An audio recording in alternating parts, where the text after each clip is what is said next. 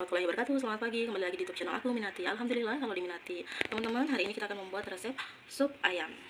Bahan-bahannya apa saja? Salah satunya adalah kentang wortel, ada merica, gula, bawang putih yang udah dihaluskan, daun bawang, penyedap rasa, dan juga ayam.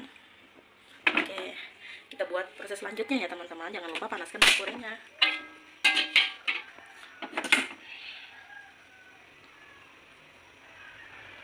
Jangan lupa masukkan bawang putih yang udah dihaluskan.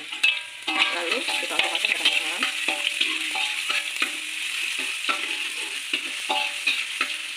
Setelah itu jangan lupa masukkan daun bawang. Kita otak-otak ya sampai bawangnya bersih. Oke, selanjutnya jangan lupa masukkan ayamnya ya teman-teman. Ini udah ada ayamnya dikit ya teman-teman.